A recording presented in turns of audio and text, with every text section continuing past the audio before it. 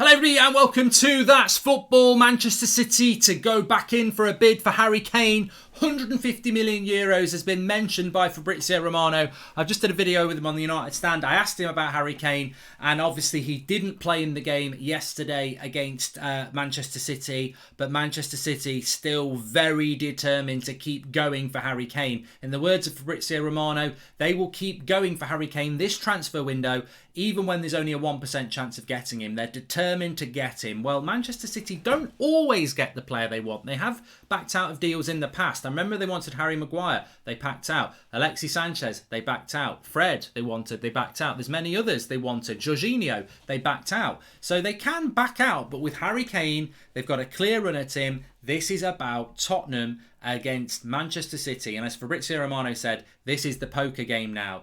Who is going to twist first? Who is going to concede first? They don't need to twist at poker. Who twists at poker? The reality, I think you can twist at poker actually. I don't know. But the reality is somebody's got to blink first. Spurs saying they're not going to sell Harry Kane. Manchester City determined to get Harry Kane. 150 million euros. 150 million euros. I'm going to do the quick maths here. Somebody will know it anyway. But 150 million euros in pounds is 127 million pounds. I think there you are getting to the sort of value of what Harry Kane probably is. 130 million pounds. I think for me, I'd say Harry Kane's a 150 million pound striker with 3 years left on his contract. But in the current world that we're operating in, 127 million pounds for Harry Kane is probably something that Spurs have got to think about. But I think the most interesting thing here is we assume Harry Kane will go to Man City because Man City want him and he wants to go there. But he has got a big contract. He's not got 1 year, he's not got 2 years, he's got 3 years left on his contract. And the problem that Spurs have got is they can't sell Harry Kane and then try and buy players because everyone knows they've got money. I think this is really interesting now. If you're asking me what I think is going to happen and I'm asking you, do you think Kane will go to City? I think yes, but then I think, well, Spurs have not got a lot of time to do a lot of deals, have they? They haven't. And I thought Spurs were fantastic yesterday, but that's not a team that's got enough depth in it to cause problems across a season. I mean, literally their front three was Moura, Son and Bergwijn. If any of them gets injured, who are they going to play?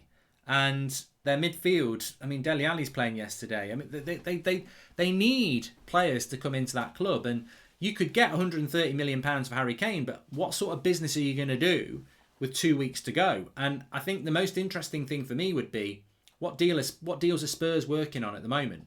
What deals are Spurs working on as what's the top striker? How are they going to spend that money? Because selling Harry Kane is something that Spurs would never want to do. You're selling one of the world's best strikers who will score you 30 goals, whatever. If you're going to sell Harry Kane, you don't even just want to win. You don't want to even just bring a striker in because they might not be as good as Harry Kane. You want to bring in a top-class midfielder, a top-class striker, and another position. So Spurs would want to buy 3 players. Well, they made this mistake before, didn't they? Remember that? I think it was the summer they sold Bale and they brought in a load of players. I remember Capoue was one. I think Chadley was another.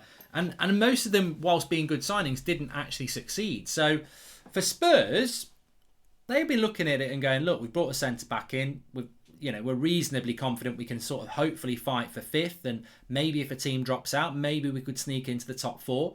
Harry Kane helps us do that. So you can see that Spurs would want to keep Harry Kane. But obviously Man City are going, well, we want him.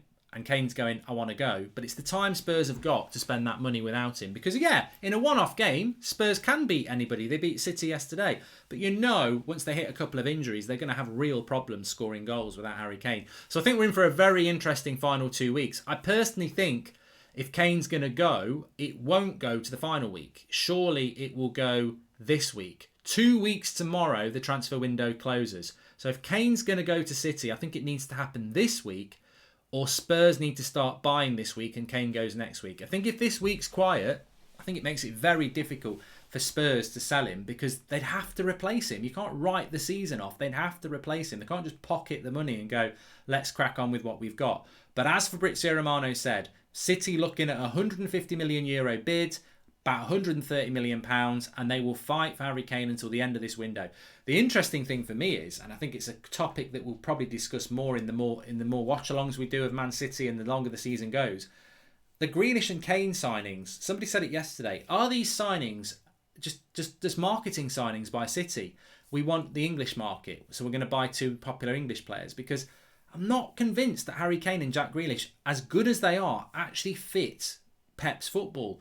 I actually think that Aguero, Silva are more suited to Pep football than Kane and Grealish are. And yet Aguero's gone and Bernardo Silva's probably going to go as well.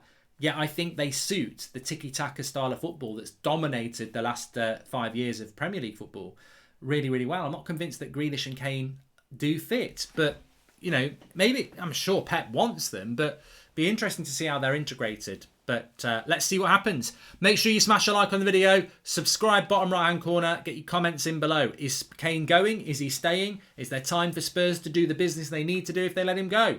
Thanks everyone for watching. I'll speak to you all in a bit.